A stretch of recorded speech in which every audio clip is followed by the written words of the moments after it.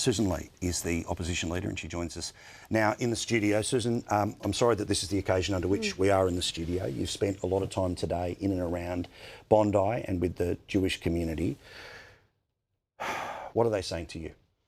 I have, Paul. I spent several hours with them this morning, early afternoon, and then I've just come from a service at a synagogue in Bondi. And I've just got to say, you know, when I spend time with Jewish women, they are vibrant, they are strong, they are laughing, and I have such incredible memories of those times.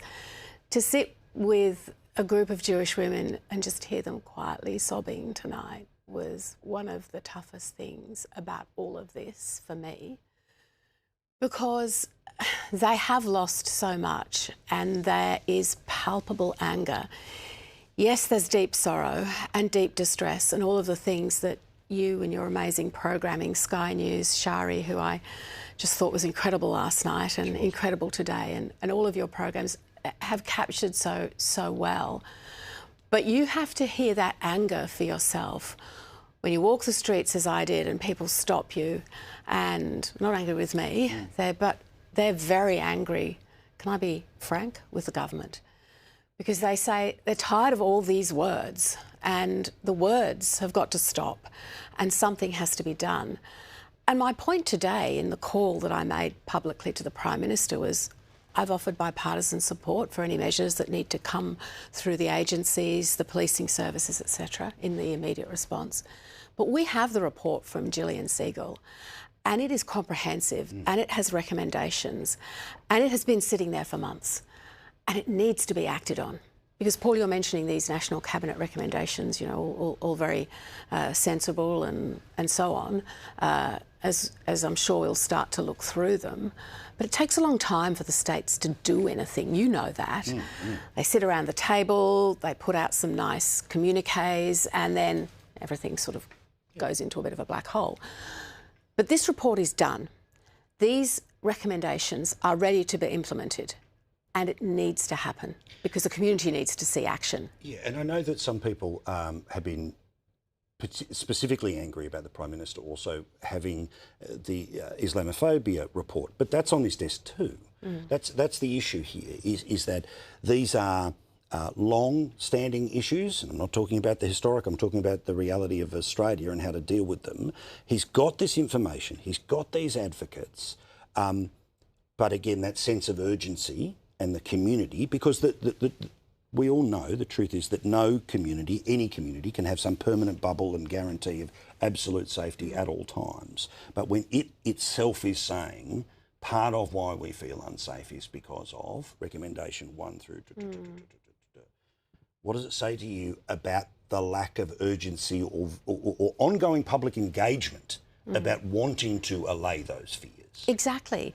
Where's the contact with the community? Where's the bringing of the community, the Jewish community, into the Prime Minister's office, into the halls of government for an ongoing conversation? Okay, we want to work with you, because what you've described is a government that thinks that anti-Semitism is a problem to be managed, not an evil to be eradicated. Great point.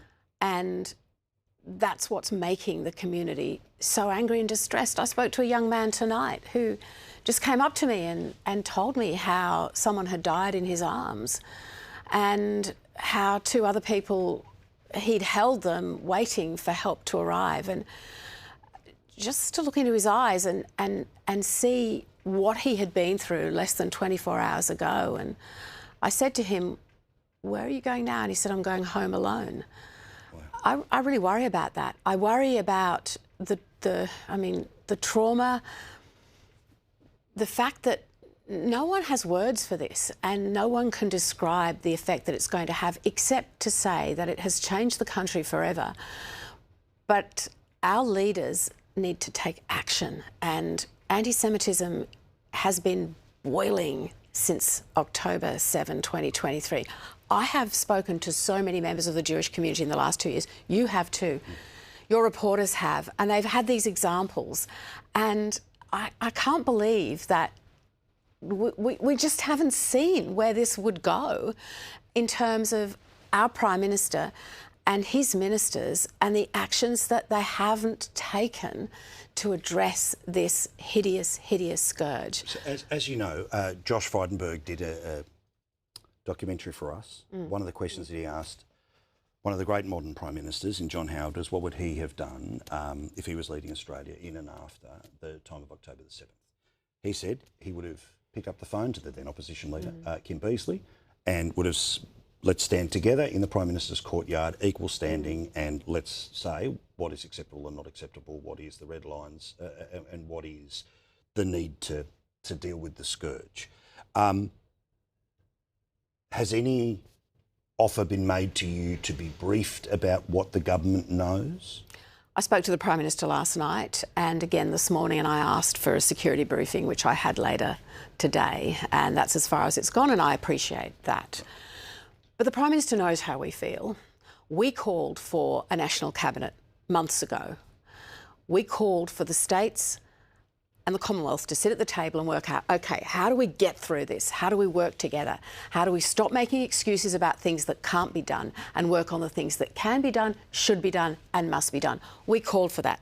My amazing colleague Julian Lisa has put forward private members' bills designed to sanction the universities for allowing hate speech and what we've seen on campuses. There's been many, many actions. We adopted the recommendations in opposition of all of Gillian Seagal's report, and we want that to happen. The government knows where we stand, and we need to see action from them that meets the community and indeed the entire Australian population where they expect their government to be right now.